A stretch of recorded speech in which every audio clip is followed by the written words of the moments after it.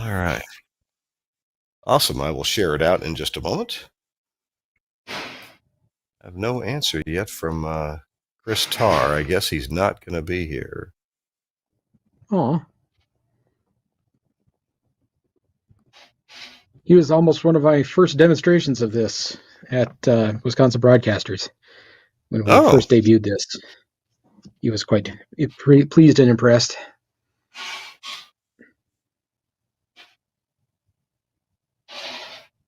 So what are you constructing? Are you moving out of Tennessee finally? No. We bought 6 existing radio stations that have like another 4 translators and something like that. And you would not believe. I feel bad to even share the pictures. They had a full-time engineer. It's the worst I've ever seen. The worst. Unbelievable. And Hold my beer. No, everything that's connected, the guy had to ask, how can I fuck this up so it sounds bad and looks messy? And that's how everything is done. I've got a few of those too. We just found a composite STL feeding the input to a Crown transmitter, and apparently the stereo is turned on in the Crown transmitter, so it's being stereoed again in the Crown transmitter based upon a pre-emphasized input going into it. Everything is like that. Everything is like that. So when we've moved 4 of the stations over to the new place here, and all we hear on the street and even from employees is, wow, the station sounds a lot better. What'd you do? God forbid. Hooked it up. Yeah, set it the way it's supposed to be. Yeah. Okay, let me share this out here. We got it's time to go. This will take. Yeah, I got the red wire. It's always the blue wire. Leave the red wire alone. It never did anything to you. That's right. See what happens when you cut the red wire right here? See what happens? What happens? I'm sorry. You end up with a red wire in your hand, not one understanding what it goes to.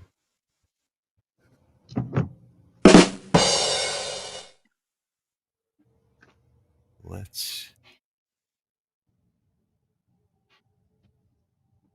Ugh. This is going to be terrible.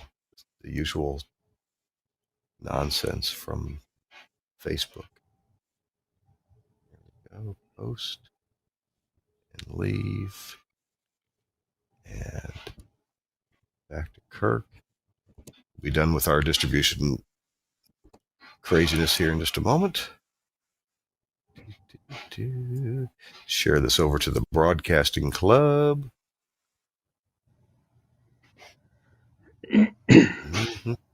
All right, there we go. Sorry for my groggy voice today. I got really sick a few days ago. Feeling better now, though. The humidity. I think somebody was sick near me on the plane over. Did you fly Delta?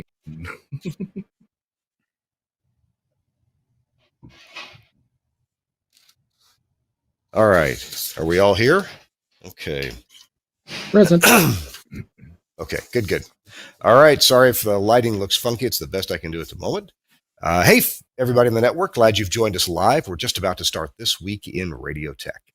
It'll be our 725th episode.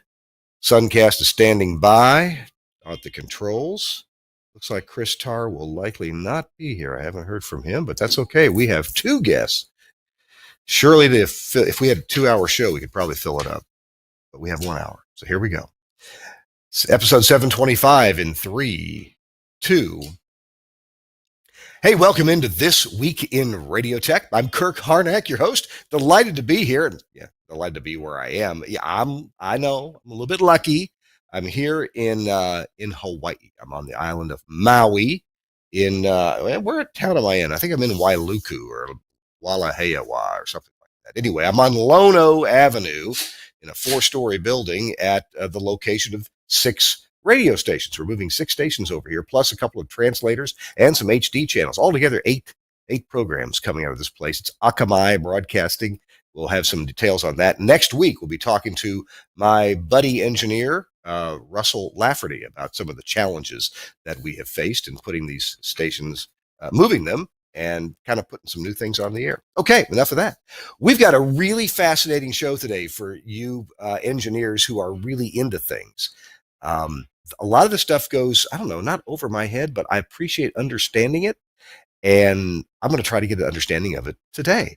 So last April, I was at the PREC, the Public Radio Engineering Conference. And when I was there, I met up with Jim Gray, who's been on the show before, and Alex Hartman, who's been on the show before. And they had something pretty cool to show off. They talked about it just a little bit on the show that we did from PREC at NAB. But today we get to explain it in a lot more detail. So enough about me, Kirk Harnack in Maui. And here, I'll move out of the way. Let's see if the camera will adjust a little bit. There's some, those are the West Maui mountains behind me right there. West Maui, not the big mountain. The big mountain is called Haleakala, and we've got a couple transmitter sites there. So we'll be doing, hopefully we're doing next week's show from the top of Haleakala near the observatory, over 10,000 feet. Hope I'll be able to breathe. All right, let's introduce our guests. Alex Hartman is here. Alex, good to see you. How you doing? Hey, Kirk. Good. I kind of wish I was in Maui when I was in Thailand last month, but, I'll take what I can get, and now I'm back in frozen tundra, Minnesota. Well, I'm glad. Excuse me. I may cough a little bit because I got a little sick a couple days ago. I'm glad you're with us and to help explain this. And also, Jim Gray is here. Jim, welcome in. It's good to see you.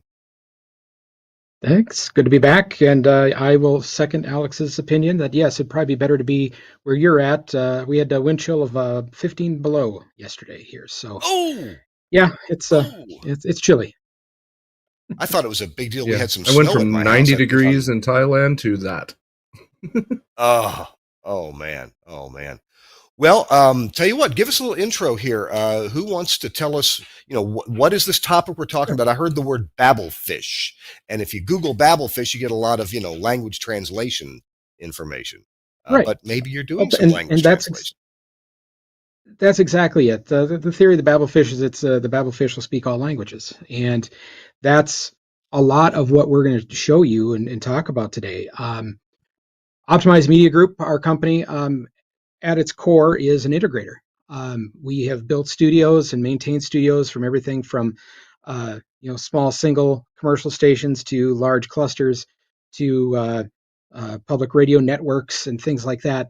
And we run into a lot of these problems as integrators, and we kind of sit back and wish, only if there's an easier way of doing this or a better way of doing this.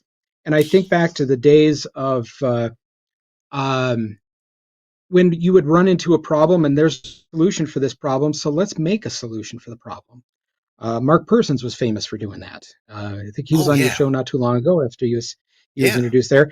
I will tell you, for all those of us in the Midwest that live around where he worked, his name and his gear is scattered throughout a lot of my client stations because it was stuff that I really need to have this thing, so let's just make the thing. He builds the thing. We do very much the same thing but on a kind of a different level. The idea of the babblefish was to try and demystify control and GPIO. At the end of the day, we need to be able to control things better because while audio over IP technologies from all of the different ecosystems has advanced, the GPIO function really hasn't followed along. Sometimes not at all, but even when it has, there's still some huge gaps. And the ability to control things remotely is big for us. So again, as an integrator, I go into a facility that might be 500, 600,000 miles away from me, and I build a thing. I build their facility, and they call me up 2 months later and say, "Hey, we need to change this thing." And if it's something that I have that I can just log into the audio over IP software to do that, that's great. But a lot of them, there's a few things that we found that we can't, that actually requires us to send somebody back over there, rewire something, change some of the settings on things, and come back. And it's it's that problem, that we've joked about as engineers. Sometimes we get called to drive hundreds of miles to go reset a Wi-Fi router. Sometimes those repairs are almost as easy and as simple, and we can make that make it easier for the install, make it easier for the control in the moment, and more streamline on changing things down the road using this system that we call Babelfish. That is a translation system, so your systems can talk whatever GPIO language that your different pieces of gear, or your Axia system, or your Wheatstone system, or whatever, and then we will do the translations for you in a way that you can then go in after the fact and make the changes. And what you saw at PREC was actually our first step into this. We have a lot of clients that are smaller stations, a lot of rural stations, and a lot of public radio stations. Those of you that may know that Minnesota has one of the largest number of public radio stations per capita of anywhere, and we got a lot of public stations, a lot of LPFMs, things like that. A lot of those stations still rely on CD players, and or at least in part on CD players. And one of the things that we noticed was that in the last, I'll say 5 to 10 years, professional CD players have kind of fallen off the market. They're really hard to find, and when you do find them, they're missing something. And one of the things that everybody wanted was the ability to auto fire your CD player. So I go over to my board here and I press on the CD player, and it fires it, makes your show sound good and tight and things like that, instead of having to reach over and push the button on that. So the problem was that they just didn't exist. Having that auto fire ability of professional built CD players was either really difficult to get access to, or you're like taking them apart and soldering on the board, trying to put a contact closure across the play button on there, and half or a third of the time you're ruining something while you're doing it. It's just not necessary to be done that way anymore. Gone When are we have gone are something the like days this. of So discrete components. So those boards are monolithic. It's one chip that controls play, pause, stop, eject. So, you can no longer put a 10K resistor on a pin on the button, because it'll backfeed through the whole thing and start doing things you don't want it to do. So, right. If you've ripped open a modern CD player, it's a big empty chassis with a CD transport, and the front LCD is actually the brains. There's not a whole lot inside. Yeah. Wow. Yeah. Wow. Okay. So, go ahead, Jim. Well, I was going to say that that's the concept of the first piece that we had out there, because that's what we had the most immediate need for. And we started off by building those things. Alex has one up there. We started off building these things for our clients because it was making our lives easier. And we're now making them available to others to try and do that. And I'll show you some of the basics of what I'm talking about here. Just for some idea of the setup that I have, it's an Axia IQ console here, running a Core 32 mix engine, and then the CD player is a Tascam CD200 BT. I chose this unit as my preferred unit because it has everything I want except for, one and a half things. I needed a tray load CD player. Slot loads we've found do not last long in a high use environment. I wanted something that was going to have, and this one does have a speed if digital out. It's not AES, but and I wanted it to have remote start. Okay, this one has everything but the remote start. So we need to adapt how this thing is going to take a command from here, and that is where our CD player interface comes into play. Pull this guy up here. So first of all, there we go. First of all, note that this is powered just by USB-C. And it's so you can power this with just about any phone charger. If it's especially if it has the PD power delivery system on there. It has a Wi-Fi chip built onto it because that's going to be how you configure this. You can also then log into it after the fact So you change the configurations and things like that as much as you see fit to. And then over here, we have 3 slots for you to be able to take contact closures. So this is a contact closure input. There is 3 individual slots on there, and then 4 pins to close on there. So you can have 3 commands on that. It's 3 pins plus ground. Yeah, 3 pins plus ground. So 3 commands per, and then 3 of these across there. And then here's where the magic happens, is on these 2 guys. So I'm going to start with this one over here that I'm not using. So I can take a contact closure in here and spit out an RS-232 command here. So if you're CD players or whatever, I'm using CD players as an example. Understand that this is anything that will take any of these inputs. So I can take a contact closure here and spit out an RS-232 command here. So I press or RS-485 or TTL. Or 485, yeah. But I hit start on the board, and it spits the command out over here that goes to your piece of equipment to do what you asked it to do. This one, I think, is the most basic, but I think is the funnest version of this, because not a lot of things have serial commands anymore. That's also going away. But what almost every one of these systems has is IR. I can hit a remote and start. Well, these are IR blasters. So I plug into there. Alex has the IR blaster itself there. You can see the round piece that's in front of his fingers there. That you just attach to the front face of the CD player. And then you plug the other end in, which is just like a little 1/8" jack or 3.5 millimeter. There we go. Plug that guy into here. And then it's going to send an IR signal back to it. And we can clone whatever device that you've got. So if we've got a pretty good list of commonly used devices. But if you have an odd device that you need to have that you need to operate in this way, all you have to do is send us the remote. We clone the remote, we add it to the firmware, and off you go. So now I have this CD player that does not have remote start capabilities.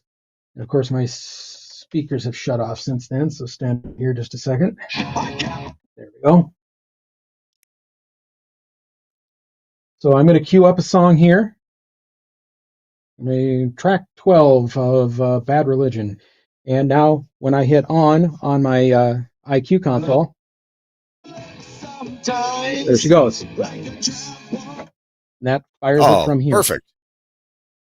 So now I have remote start abilities on here. But like I said, man, CD players was what my clients needed at first. It wasn't until after we started showing this thing around that I suddenly realized what this actually is. It's a translator. This is a translator. I'm taking contact closures and turning it into either IR or serial. So here's other examples that some of our clients and customers have been using this for. I had somebody come to me and say, hey, I've got this video camera system in my on-air studio, and I've got a remote that I've got preset scenes on it, and I hit scene 1 on the remote, and it snaps the cameras to a certain spot, and I hit number 2, and it snaps to the next one. With this, I clone that remote, and now when they hit on mic 2, the camera snaps to mic 2, because I'm using the IR function of that to re-steer your cameras. We had another client that talked to us at NAB that is running lighting systems, and he has some of his systems that normally would be like DMX. We can control with serial, and he needs to be able to control things like this in that way. So I take the contact closure and do whatever I wanted to with that. There is a school system in New York, a large school system in New York, that when the fire alarm goes off, they have to shut off all screen projectors and shut off the audio for the room, so that you can see the alert from the fire alarm. So we took the contact closure from their fire alerting system, sent it to one of these guys, and then sent the command via a remote, because remember, these things are mounted up in the ceilings of these rooms, right? And we just put a IR blaster up in there, and now when the fire alarm goes off, hits the contact closure, spits out the IR blast that says do these commands, and there you go. So it's a CD player control is what it was designed for, but this is not necessarily how a lot of people are using it. Quite honestly, we're still using it with our clients for CD players. That's pretty common, and they still do exist, people. But it this has is another the party first trick piece. too that Jim found out with that thing and his iPad. So hold my beer and watch this, okay? So let's say that you are a station that is doing something that is commanded by, or that your content is on a remote device or a small personal device like an iPad. Hold on here. Go. Hey, Jim. Jim, Yes. we got a perfect opportunity to ask our viewers to hold on through this announcement, to wait for your party trick. Do that. So we're gonna Go do for that. Jim, this has been fascinating. Thank you for the explanation so far, and we've got a lot more to see. This is the tip of And the Alex iceberg. the tip of the iceberg. You're watching This Week in Radio Tech with Jim Gray and Alex Hartman. I'm Kirk Harnack coming to you from Maui, the island of Maui in Hawaii, and we're building some radio stations here. This is fascinating what Jim and Alex have to talk about. We'll be back with more of it, including what Jim is setting up for us right now to see. This Week in Radio Tech is brought to you in part by Broadcast Bionics and the fabulous, and I do mean fabulous, easy to use, almost automatic Camera One system. Camera One from Broadcast Bionics. Designed to bring video to your audio content. Visualizing radio and podcasts for social media. Camera One can automatically create, capture and brand professionally switched video for live streaming or upload, making your production shareable. Control and configure using a web browser on any device. Camera One is available as a 4-camera or 8-camera system using the Blackmagic A10 Mini range, including the A10 Mini Extreme. You can use cameras to suit your studio and your budget. You'll need one camera for a studio wide shot and usually one camera per microphone. A standard multi-channel sound card or IP driver monitors audio from each studio microphone, and we work natively with Axia systems. Ideally, this will be a post-fader feed from each mic, although you can use pre-fade audio or a mic split if that's all you have available. These audio levels are used to intelligently switch the video feed when each contributor is talking. You can also group microphones together into one shot and use the audio from a mixer's aux bus. You can use Camera One's auto switch feature, or disable it and switch using the on-screen buttons or the buttons on the A10. Recordings can automatically start when you tell the system you're on the air. This on-air indication can be linked to your studio's red lights via IP or an Avantec Adam GPIO interface. You can quickly browse all the videos that have been automatically created during your broadcast, download them and post. Camera One is a user-installable system. You'll need a good spec Windows 10 PC, i7 with plenty of storage and 16 gig of RAM. It's better if this machine isn't used for anything else. Remember, you can control the software in a web browser on another device on your network. Camera One, a thrifty way of creating scroll-stopping video from your show or podcast from Broadcast Bionics. Really awesome stuff from Broadcast Bionics. You know, they specialize in broadcast-related systems that make your broadcast better or add social media hits to your whole outlook, your whole public image, and you don't really have to do much extra. You just do what you do now to make radio, and you get the benefits of what Broadcast Bionics brings to the table. Camera One is really cool, so check it out from your favorite broadcast equipment dealer. Find the dealer nearest you that carries Broadcast Bionics. Thanks a lot, Broadcast Bionics, the whole team there, for sponsoring This Week in Radio Tech. Hey, I'm Kirk Harnack in Maui, Hawaii. We're moving some radio stations, installing all new gear. It's really going to be nice. We've got 5 stations. We just put the 5th one on. We were stunting for an hour, and the 5th one, a new country format, is now on the air from 33 Lono Avenue, a 4-story office building. That's where I am. Hey, but that's not about me. Our show what the stunt was. Yeah. What was the stunt? Larry came up with it the last second. It was an hour and a half of Funky Cold Medina. I respect that. Yeah. All right. So that's a stunt. Hey, I wanted here to in play. Minneapolis, they stunted with REM's "End of the World as We Know It" for 3 days. 3 days, yes. I wanted to stunt with something nobody ever heard before, and that's these new AI generated songs that you can find. Oh, I love those. And it's now a country station. It was rock, so it went from rock to country, but I wanted to play an AI song that is in my playlist from YouTube. It's called "Let's Stink Up the Room with Our Love." But those are great. I have an entire playlist of those. I know. Yeah. My vote's with you too. Oh, so yeah. And there were a bunch of them we couldn't play, but hey, whatever. What's on YouTube when they have these funny songs that are not playable on the air? What's funny is the comments. Those are the best. The like "Let's Think Up the Room with Our Love." You've got people go, "My mom and dad used to play this on our road trips." When I was a kid. The comments end up being songs in themselves. They could be. You should use them for prompts for songs. Right? Oh my gosh. Yeah. All right, Jim, you were setting up a demo for us. Yeah. Alex will narrate or give color, but let's see what you got, Jim. Let's see. I can give you a play-by-play on what's going on here. So here we have the iPad that I've got a song queued up on, and I want to play this through my on-air system, but I want to be able to control it from the board. So I want to play here, but not have to reach over and hit play on this device while I'm talking on air. So now all I have to do is reach over here and hit play, and let's see if I can get that in frame for you. There you go. All right. So now when I hit play here, fires the iPad. Oh my gosh. Right. So let's think about what I just did there. All right. Yeah. This is translation, right? That's Babelfish. It's translation. I took a contact closure, turned it into IR, which then turned it into Bluetooth, which gave the command to this iPad to play.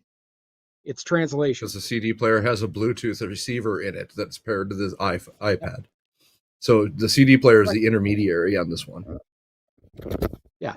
But it's the whole concept here is, can we translate one form of command into another form of command that this device will understand and pass that on to another one? And all of that ends up in this added ability to do things like this. And again, these are an example, but anything that speaks those languages, we could apply this type of technology to. So that was phase one. That's where we started. Yeah, let's move into the evolution thereof. So right. I looked at that and said, well, now we can control CD players. What about the rest of the network? What else can we talk to? What are the most annoying things to deal with in any broadcast plant, Kirk, when it comes to GPIO? Well, it used to be turntables and CD players, so you probably have those covered. That's good. That's two things. But what is the number one nightmare in a modern day GPIO headache? Oh, satellite receivers. Well, not because it's difficult, but because there's often a lot of it. And correct, it's a lot of it, and it changes. Yeah, and it changes. So when you change from XDS to the iPumps and back to XDS, when the providers change, or ESPN changes something, or you take a new show and you got to rip apart that little connector and put all the wires back in. It takes you 3 weeks to make sure that the legal ID or the TOH or the B-liner fires correctly, because you always like, did I get that one right? I don't remember. Is their documentation correct? Those are the hard things. So it's a dynamic thing. This isn't like this isn't like something that you could wire up one time and say that I'm done, because you add shows, you move shows, you add features, they move. You format flip just like Kirk just did. Function. Right. Yep. Yeah. Yep. So how much time do you spend format flipping on 3 satellite receivers? Yeah. So here is the answer that we came up with, and understand that this is a very ugly wiring job to show you one of almost everything. Okay. But again, the concept here is, can I make everything easy? And remember that this is coming from the perspective of an installer and an integrator. So I want to be able to control GPIO on everything inside my facility in one spot. I want to have full control over everything in one spot. And remote controllability and remote changeability. So it starts by adding the brain. This is our Model 42 brain. This one Much like brain the CD device player here. interface. Yep.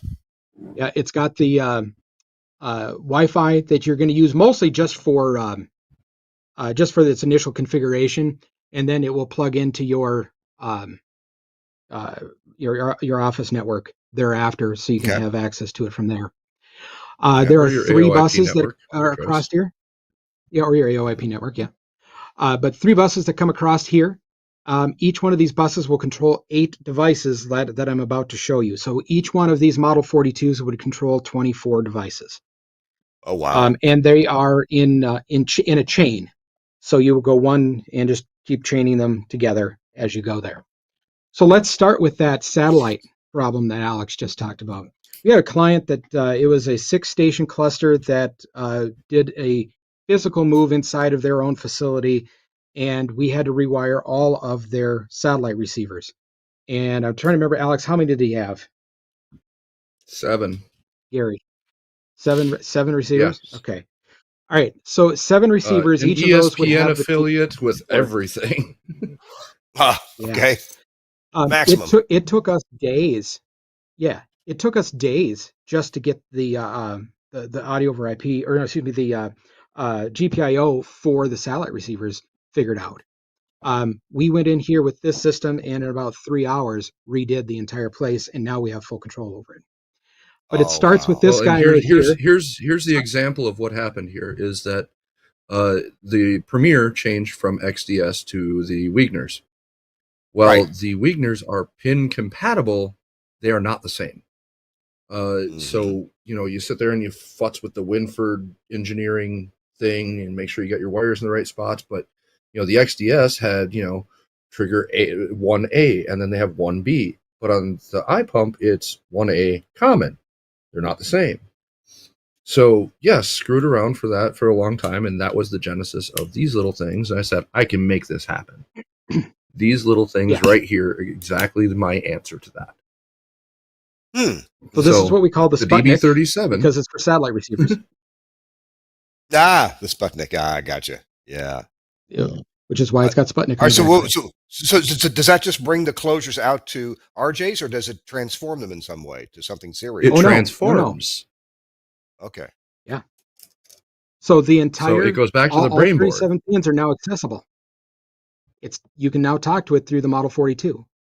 So I now have access to all 37 pins on this guy remotely from here. All I have to do is plug this in. I don't wire anything. I plug this in, and now I go into the software interface on the Model 42, and I can see everything. I can control everything. I can move things around. I plug this in one time, and I'm done. But it also had, now let's scale this. The example that we gave you, they had seven receivers, between 2 and 4 of these per receiver. That's a lot of them. But all we had to do is just plug them in and walk away. They daisy chain. There we are. Yep. Oh yeah. Okay. So on the Wegeners specifically, you have 4 GPIO ports on each receiver, and each one is dedicated to an audio card. So if you've got multiple stations running multiple programs off there, you can't share your GPIO with top of hour pin for program like Delilah mixed with the Cubs baseball game. You have to use independent closures. So each one of these creates an output. So these are all addressable. And in doing the addressing, these are all individualized and controllable in software. Both the XDS and the Wegener both also spit out serial data. Sometimes they do it on the IP port, but it's not correctly formatted. But the correct format, however, is on the serial port. Well, these little guys know how to talk serial, so we added the little 1/8-inch TRS jack right here. You plug it into the serial jack on your Wegener and plug it in here. Now that data that comes off that serial port is now on your network. Oh wow! So now I can do something so like you want to add spit it now into my playing RDS. for Delilah. Yep, you want your RDS to be able to show you're now playing from like Delilah, or the score of the football game that you're pulling down from the satellite, or any of those things. It's built onto this, and now it's all available there. Wow. So the idea was to take all this data and put it on the network. Yeah. And something changes. I remote into it. I change the pin settings, and we're done. I don't have to rewire anything ever again. I'm done. So far we've talked about getting out of the satellite receiver. I'm trying to keep you in time, Jim. Yep. Which is weird for me to do to the managing partner, but hey, whatever. So we take stuff out of the satellite receiver, but we have to do something with it, right? We need to either tell us an automation system, trigger a light, trigger something else in a room, move audio, whatever we have to do. So I came up with an 8-port GPO relay board. Talks the same language, again, powered by USB-C. Power delivery. This one I'm changing to a DC barrel jack because not a lot of people understand that there is different power delivery on USB-C. Oh, really? So finding people to get the 12 volts out of a USB-C power brick, it's not the same as your cell phone brick. They're a little bit different. So I'm changing that to a DC barrel jack just to make it simple, so you don't screw that up. But same thing. So now I've got 8 relay outputs. Well, you plug that into like a broadcast tool switcher. Right there. And you can trigger your switcher. Or, again, we have a network jack. Broadcast tools is very, very well documented. Every automation system supports it. So why not just talk to it that way on a network? So I just plug in here and you run a serial emulator on your automation system that looks to this IP address, and I spit out that string. You put in your automation system and you have a ACS 8.2, and here you go. I've just given you the pre-formatted string from your satellite receiver to trigger your liner A break. Wow. Without the need for all of that. Or, again, we can trigger on-air lights or recording lights. Or how about LED strips underneath your fancy new console furniture? Using this.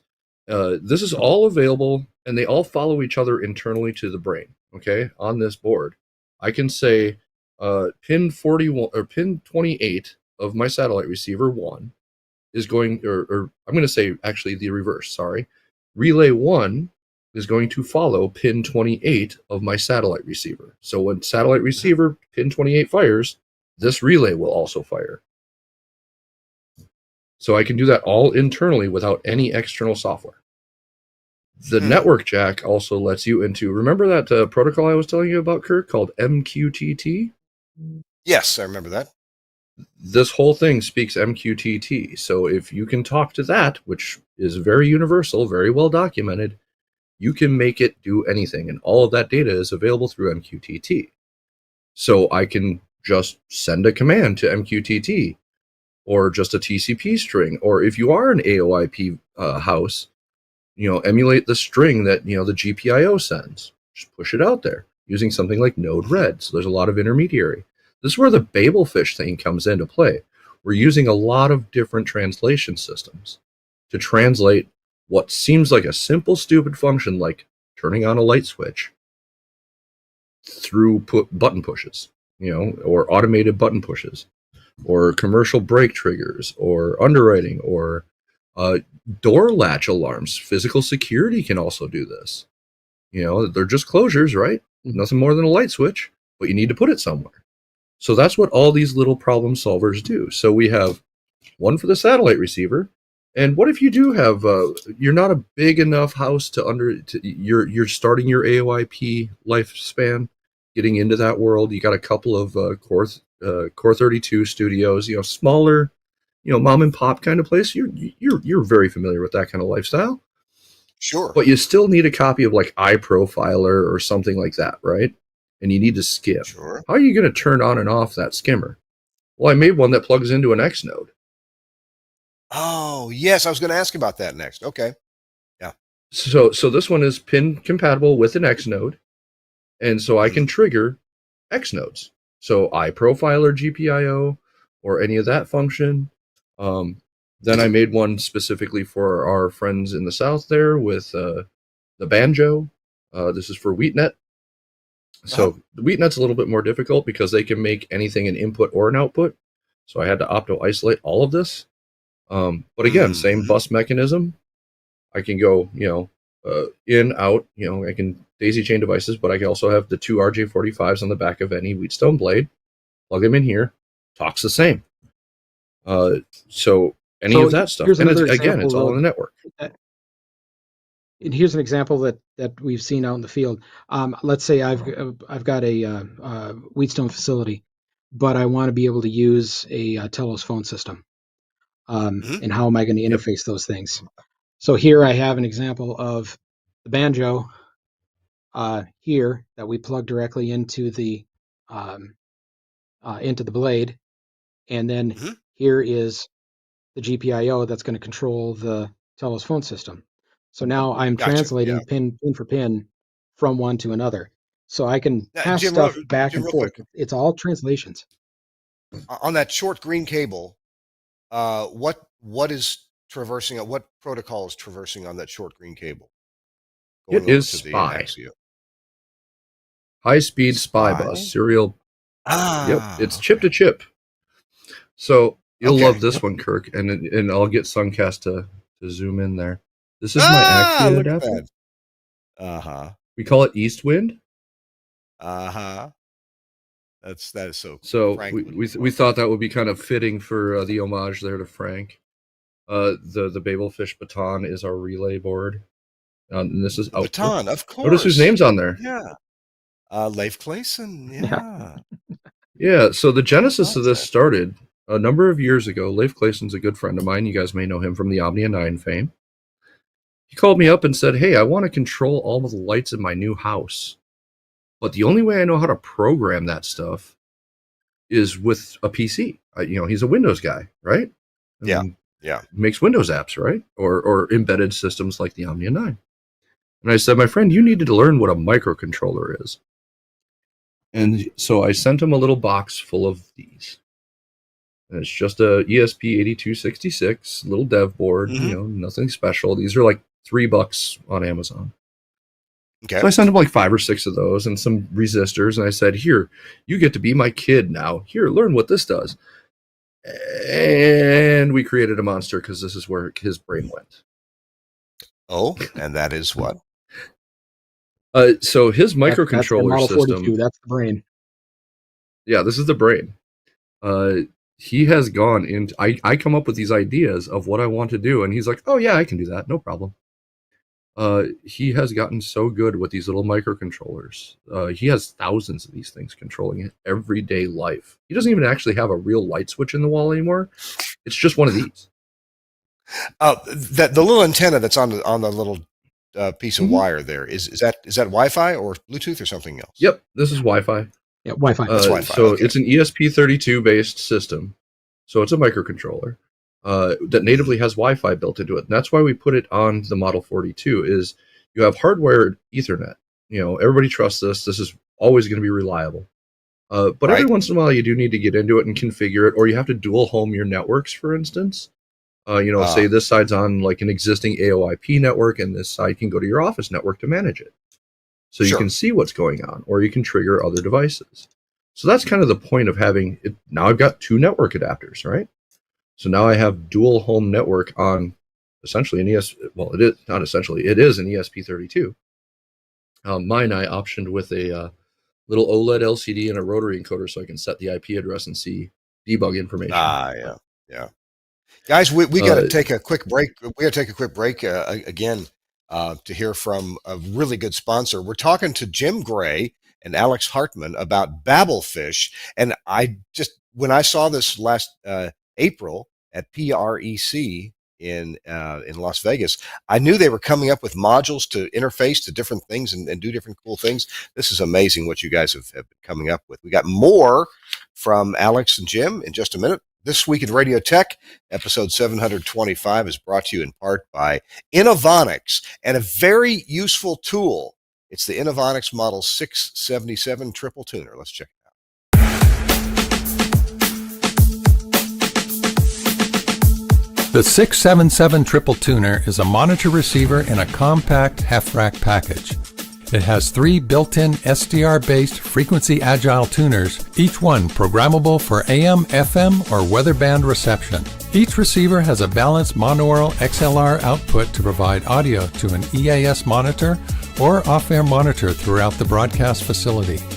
It has self-logging alarms that constantly check for audio loss, low signal, RDSPI mismatch, and EAS alert tones. Online alarm notifications alert personnel with email or SMS messages. The dynamic web interface provides control and monitoring remotely via any web-enabled device. In addition, the 677 has remote listening available via a web stream. It allows up to 10 simultaneous stream listeners, and SNMP is fully supported. Of course, the most important feature for any radio receiver is its reception quality. The 677 handles this like a pro by incorporating a modern SDR-based design for excellent signal-to-noise ratios and rejection even in the most challenging conditions. The 677 is simple to set up with front panel OLED menu and jog wheel, giving you access to 3 selectable tuners. In addition, a built-in web server provides expanded remote setup, operation control, and remote audio monitoring via internet stream. On the front of the 677, there's an LED bar meter to indicate audio output levels, a headphone jack, and LED alarm indicators for each receiver. There's a large OLED display and jog wheel with intuitive menus for easy setup of the 3 receivers and editing over all programming parameters. And the Innovonic 677 is available from Broadcasters General Store, BGS.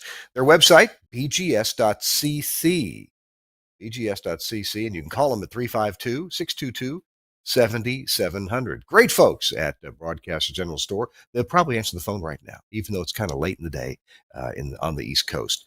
Love these folks at Broadcasters General Store. Been buying from them for, my goodness, 30 plus years.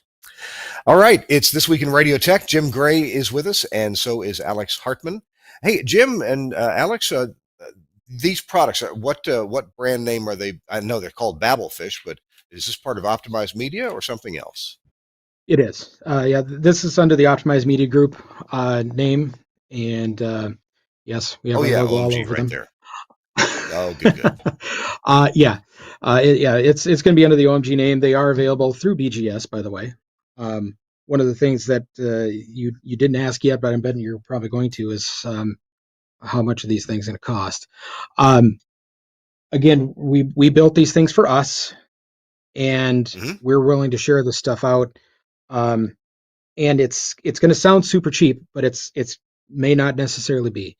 So the system always, okay, well, first of all, the CD player is a standalone unit. You can get that one standalone, period. That one unit will control 3 CD players. It's $279, and you get that through BGS. That one's a standalone. It's not really part of the Babelfish ecosystem because it doesn't have to talk to this at all. The other standalone piece that we have is this guy that may look very familiar to some of you. It's just simply a breakout that goes from the DB15 for Axia systems to an RJ45 for in and out. Very common. These are also available. There's no translation on that. That's just breakout. Okay. No, this is just a breakout. Simple breakout. So this is not.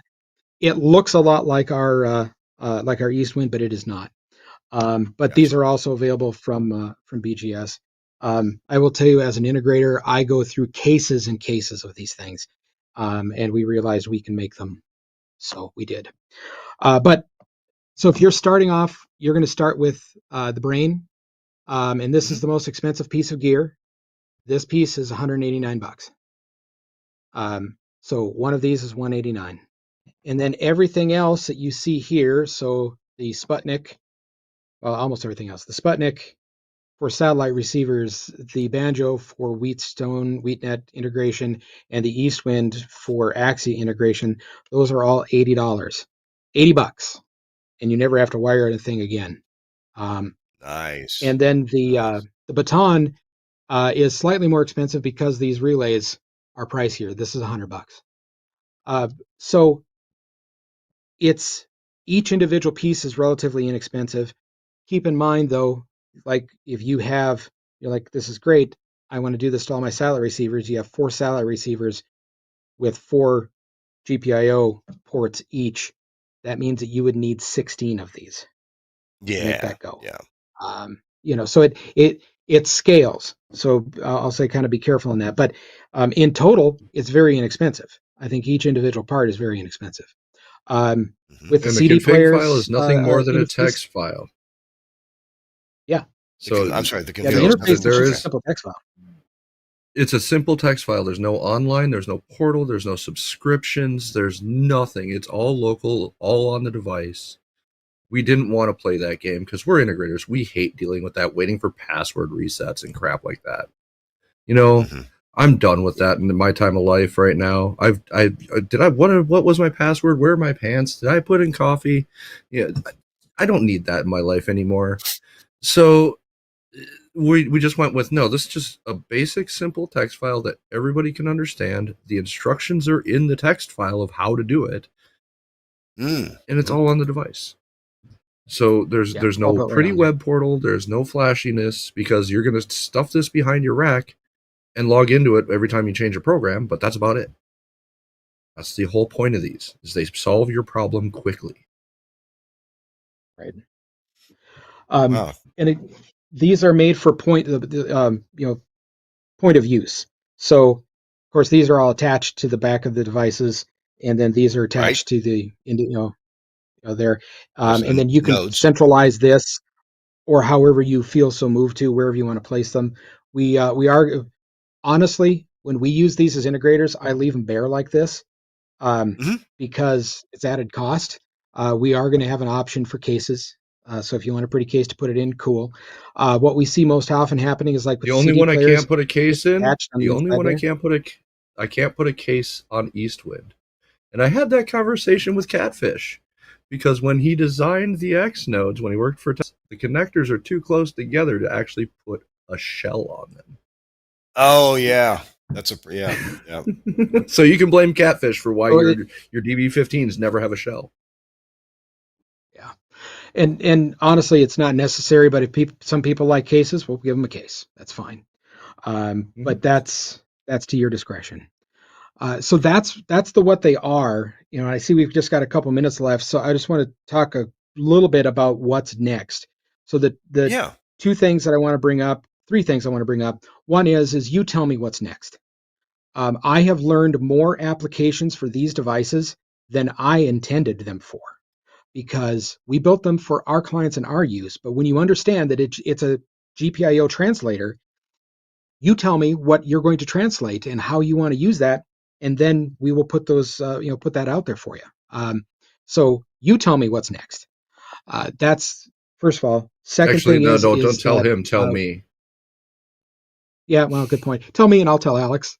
So, but no, the second piece of that is we have the GPO in the baton. We also need to have a GPI, an input device of some sort. So so the reverse of the baton is coming along very shortly here.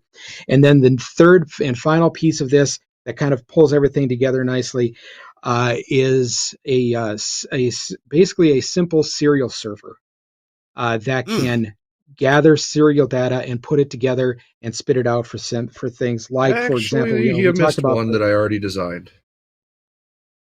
Did I? What did I miss? EAS. Oh, yeah. Okay. Yes. Okay. So it'll pull the EAS data off of there. So like, let's say you have an EAS alert, and it pulls that serial data, sends that to your automation to switch and take this data. So when the tones go off, you get the EAS string going across your RDS. And that's that's because it's only usually available on a serial port, not on an Ethernet jack. How do you get that into your middleware without busting out the DB9s and putting another computer next to it? It's so annoying, isn't it? Yeah. Again, these little boxes, these chips have serial ports. Let's just use those. So we're doing that. So I can get the triggers. You can, I'm just reading the data. I will not control EAS because I don't want to get into, part 11. So I'm just reading what the EAS is doing and then translating that to the network for you to translate into whatever you need.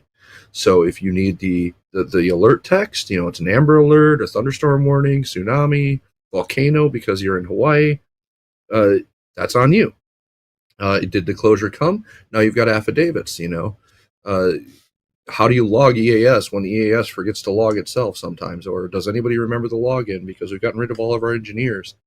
We can log that data too because we have the closure. And that's put on the network. Again, all these little simple automation things that these problem solvers that all of us deal with on a regular basis is what this is all designed for. So EAS was a big thing. And we do, moving into this networked world,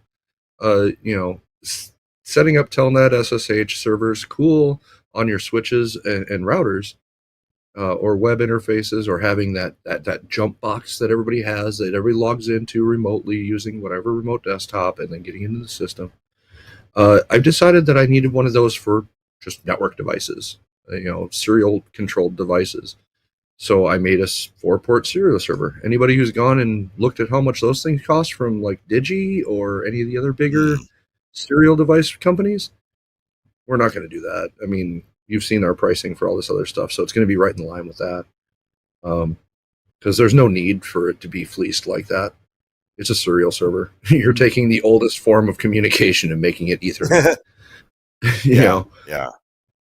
So that's kind of the goal of the Babelfish ecosystem. When you are taking these protocols, serial particularly, and turning it into Ethernet, doesn't that imply that I could use it over distance? Is there anything to prevent me from sending that across public internet at that point? Other than your insatiable ability to be hacked without a VPN. Yeah. So definitely make sure that you have secure over the internet. Make sure that you're playing safe. Absolutely, you can do this from a distance. The computer doesn't care where in the world you are. I did all this stuff in Thailand, 6,000 miles away from my house. Pretty easy. Computer doesn't care where I am. Are there applications for these components at the transmitter site? Yes, absolutely. GPO again, or GPI when that comes. Again, physical security, door switches, interlock control, things that your remote control can do. But let's be honest, remote controls and reliability have gone down in my experience. They're not great. But you need something to simply push a button. Or hey, the HVAC guy's there to change the filters on your air conditioner or let them in. You get the door strike thing. Again, push a button from the studio. You can see them on the cameras. You've got all this physical security. There's temperature sensors and all this stuff. We can monitor temperature. Basic stuff. I mean, I do this all the time. I use very inexpensive stuff to replace these stupidly expensive for no good reason devices. And they all say, oh, because it's industrial. No, it's not. It's the same stuff that you buy for your house. The difference between a house and industrial is the temperature range. That's it. Right. Same devices inside. And once they threw it in an oven and made sure it went to 60 devices. Once you get into these MQTT based things, it opens up the possibility of doing so many different things. So, for example, if you have a Stream Deck and you want to use that as a button push to fire a thing to control something in your network, to control your audio over IP, you can do that. Don't have a Stream Deck? You can build a little web page that has a button that you can click on. And I understand that this is not a replacement of things like Pathfinder, but it does take a lot of the functions that Pathfinder would give you for your station that might be a mid to small size station. And instead of paying 10 grand for Pathfinder, you're going to pay maybe $1,000 in parts and be able to do all of these other things, including some things that Pathfinder can't. So it's not a replacement for, but it's an emulator of a lot of those same functions. And once you get into this kind of ecosystem, and with this stuff that we're using is open source, we're not hiding anything here. You put the stuff on your network, and you want to put in Node-RED, Alex? Yep, Node-RED's one of them. Yeah. So, for example, Node-RED. I'm going to put myself in the dark, and I'm going to show you what I use. So, this is a fun little app. I can show you from my phone because it has a phone thing. It's called Home Assistant. You know what the difference between a home and a transmitter site is? A word. This is just automations, literal automations. So here's my office. We'll go to my office webpage. It's 85 in here right now because I have the door closed, which is dumb. But you can see I have my monitors and speakers on, but my ceiling lights are off. Should we turn my ceiling lights on now? Let's do that. Oh, yes, indeed. And off. And on. And desk backlight. How about my benchtop backlight? Look behind me. You know, let's make that brighter. We can make that brighter. And once you get into this level of ecosystem, the possibilities of what you want to do are pretty much endless on it. We're just providing the broadcast industry's entry point into all of this stuff. Here's my greenhouse. I have the temperature, the humidity, the outside temp. Yes, it's cold here. And is my heater on? And when was my heater on? And what was the temperature history of that greenhouse? Holy cow. That looks a lot like a transmitter, doesn't it? Mm-hmm. This is free as in beer software. I just have to write the script of, it's basically if this, then that. And it's all local. This is cloud-based. Runs on a little server I have over in my rack. Oh, my goodness. And guys, we've got to take our last quick break, and when we come back, we'll have time for a good tip from each of you, where people can find more information, or whatever you want to give for a tip for this stuff. This is fascinating, and obviously, you've opened the door to a new world of interconnectivity and connection and doing things easily. I love the satellite receivers ideas. Oh my goodness, I could use that. Our show this week in Radio Tech, we're talking to Jim Gray and Alex Hartman with Optimized Media Group, OMG, and they are introducing us to Babel Fish and all the components that they've designed to go around this, different protocols being used to let you control things that may be hard to control and let you consolidate that control into convenient areas. This week in Radio Tech is brought to you in part by Angry Audio. At Angry Audio, they are the makers of the Rave audio console. This is an analog console. It's it's intended, it's fully capable, but you might want to put this in a small studio, a podcast studio, a voiceover room. It could work as your on-air console too. The Rave console, I have seen and held these things. They are well built. They're heavy. They're hefty. They feel like a really professional radio console. And you know why? Because they're designed by a professional radio console designer. That's Mike Dosh. Mike has designed consoles for Pacific Recorders and Engineering, PR&E, also for Telos Alliance and Axia, and now this Rave console. It's an analog console. There's nothing digital in this console, and I'm not saying that's good or bad. I'm just saying that's what it is. It's the highest quality analog inputs, outputs, componentry, mixing buses, all that stuff. It's very high quality, and it's beautiful to look at. It, of course, has microphone inputs, line level inputs, and then it has all of your Studio Hub connectors for the line level inputs and outputs. And of course, it has tally, contact closures. So it's a professional radio console. This is not like, not like something you'd buy at Guitar Center. There's anything wrong with that. This is meant for broadcasters. AngryAudio.com is the website. Check it out. If you're a podcaster, you're going to love this thing too, the Rave Audio Console. This Week in Radio Tech is also brought to you by my friends at Max Connect Wireless. This is an older Max Connect unit. Oh, let's see. There we go. This is an older Max Connect unit right here. But this, works great.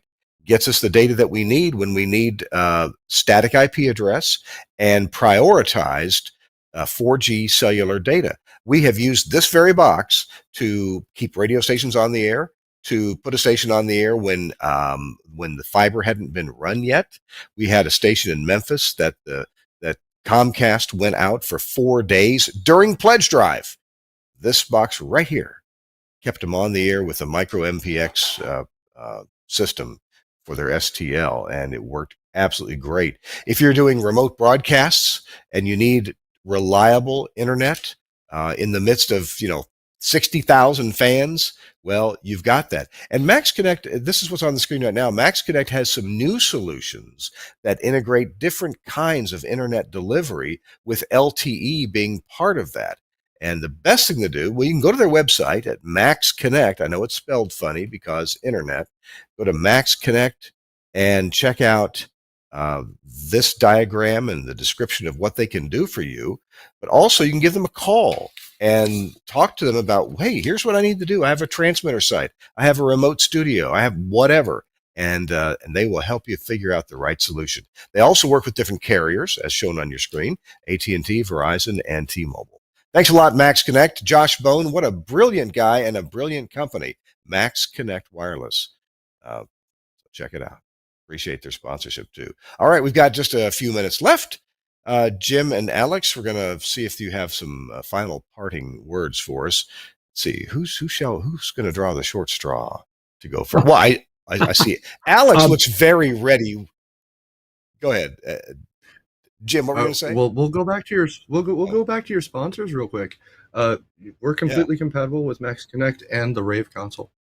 Oh, okay. Well, there you go. My words of advice here is, as you're building in anything new, think about doing something like this so that you don't have to do it twice. This is one of those things that you may already have everything you need built in, but think about the next time you need to make a change into something along these lines. And the last thing I'll tell you is, again, you tell me what you need this to be. We have found that with Alex and Leif Clayson, we have the knowledge and ability to start creating some of these solutions for the broadcast industry. And we would love to know more about what is your problem. What is the problem that you don't have a solution out there for, that maybe we could build one for you to do that kind of thing. So you tell us what it needs to be. In the meantime, if you want more information about the Babelfish line, if you go to optimizedmedia.net, you will find a link on there at the top of the page that says Babelfish, and it'll show you information about each of the different devices. And you can also check these all out at BGS, and they are our current distributor for all of these things. So talk to the folks at BGS, and they can get you set up from there. That's pretty convenient, and I will be sure to have a link in the show notes, but indeed, optimizedmedia.net, and click on Babelfish. I've gone to that page myself, and we'll have that link in the show notes. And it's a very readable page, very informative. Good. Alex, Thank you. What you got for us for a final tip? I'm going to steal a few taglines from some old advertisements for those of us in the industry. One is we know a thing or two because we've seen a thing or two. Anybody name the company? Come on now. We know a thing or two because we've seen a thing or two. Farmers Insurance. Very good. Yep. So we go into these nightmares of 66 blocks and 50 pair cable, and and we find the 110 volts on the blocks. Things that are really, really bad to do, right? We're used to that. That's why this exists. This is the genesis of that. Being elbows deep in 50 pair wiring underneath a console that hasn't been cleaned in 30 years. That's why this exists. So to steal the next one from a marketing department, think different. Go into it with an open mind. Which company was that, Jim? Come on. IBM? Kirk? Think different? Oh, Apple, of course. Think different. Okay. Apple. Okay. Yeah. So, think different. Go in with an open mind. Like I said, Home Assistant. The only difference between home and transmitter site is a word or two. Studio Assistant. It's just automation software. This is no different than your Burke or Davicom or any other remote control system. It's just a little bit more user-friendly because it's made for home users. But it's still very, very powerful. I can do things like Node-RED, which is a JavaScript programming language with it's graphical. So, text string comes from here. Then do this to text string, spit it out here. Or button push here, goes over here, press play on this here. If you're familiar with Pathfinder logic flows, it's that for programmers and logic of pushing buttons. So you can do any type of data manipulation with something like Node-RED. So again, think different. Go in with an open mind. Don't think that just because this is the way we've always done it is the way you have to do it. Right. Love it. All right. Great advice. Thank you so much, Jim Gray, Alex Hartman. You're so well prepared, and I love the lengthy and accurate descriptions that we got of Babelfish today and all the things you can do with it. Really appreciate your expertise. Thank you. Thank you both. So I can put you down for thanks about 10 minutes, right? In your videos? Yeah, I could use them here. Actually, we haven't finished wiring this place up yet. We should talk because it may be January before we wire all the satellite receivers. There you go. Yeah. I know a guy. Yeah. Yeah. I'll be in touch. I really will. Okay. Big thanks to Suncast. Done a great job of switching today's show. Really appreciate you, Suncast. Just thanks for a very professional job and making us look good. I'm Kirk Harnack. You've been watching This Week in Radio Tech. Be sure, hey, if you find us on social media, whether it's on YouTube or on Facebook, give us a like and whatever, ring the bell for notifications, tell your friends and all that. It would really help us to get our show out and get you reminded that we're on every Thursday. And if you can't watch it live, that's okay. It's all the shows are recorded and they're all available on YouTube, and you'll find a whole lot of them on Facebook, via YouTube. So check it out. Thanks so much for joining us. We'll see you next week, and we're going to be hopefully coming to you from the peak of Mount Haleakala here on Maui at the 10,200 foot level from a transmitter building. We'll see how it goes. See you next week on This Week in Radio Tech. Bye-bye.